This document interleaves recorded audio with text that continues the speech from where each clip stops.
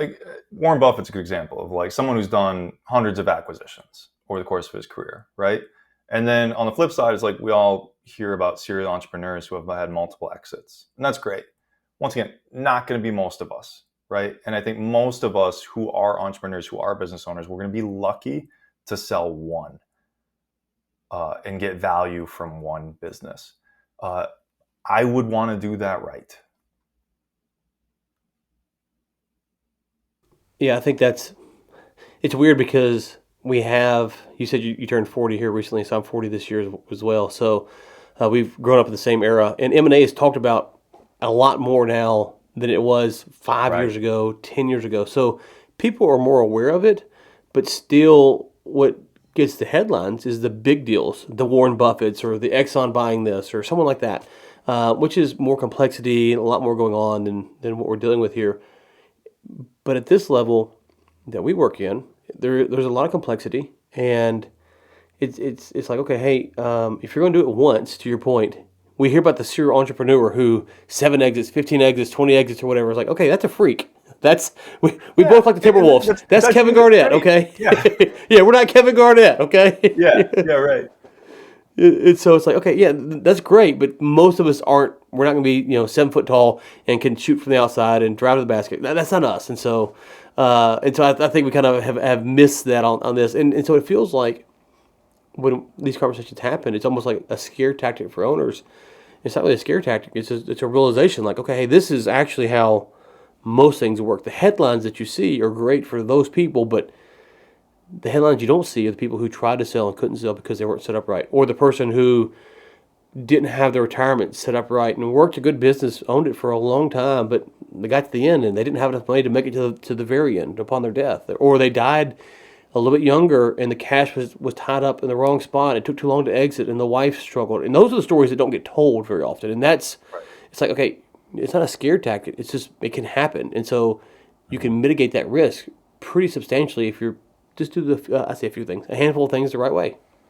No, it's very vanilla, right? It's just like blocking and tackling for the most part. But through that process, you turn over every rock, um, and you find some things that either de-risk you massively or add incredible value. And there's good in that process, and it's just kind of finding, you know, one thing that we're big believers here at Trailhead is just helping business owners put the right team around them and then help them manage that team.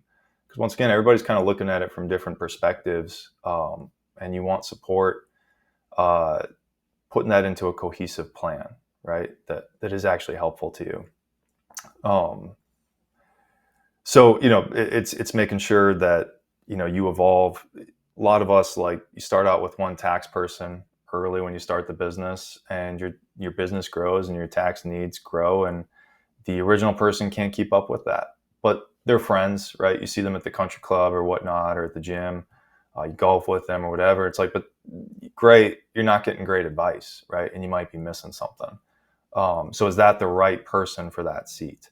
And I think those are just kind of hard things to do. And by the way, you got to run your business through this whole process.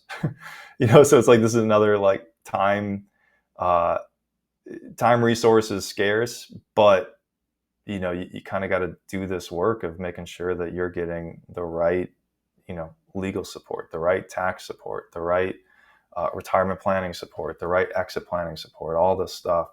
And if you can get that team in place, I think life's there's value there, right? It's really good on the other side of that. Well, another day when we were talking, you mentioned that if the owner sets the business up right to exit, they might not actually want to exit, which kind of gets Yeah. lost in all this exit planning and thinking about exit and how to maximize your value. If you do it right, can actually make you enjoy your business more than you already do. hmm Yeah, and I love that you brought that up because we were talking about that, and I think my goal is always to, like, help someone uh, improve their business so much that it's ready to exit and then decide that they don't actually want to do that, right? Because you're having more fun, you're making more money, you're growing the business. That sounds great. That sounds great. I still think you need an exit plan. But you're exactly right. That doesn't mean that you got to sell or like take the first offer that comes your way. And I think that's where I really like my business owners to have wealth independent of the business, right? At some point, we have to take, as a business owner, the reason you're a business owner is because you think that there's excess profits, right? You take on risk to make more money than you otherwise would as a W-2, uh, with the type of businesses that we're talking about in this context. And so if you take that higher IRR that comes along with it, and you don't improve your personal balance sheet, I think you've not really improved much. Because now, once again, everything's risked on this successful exit that may or may not actually happen for you, or may not actually happen at the level we're talking about or hoping for.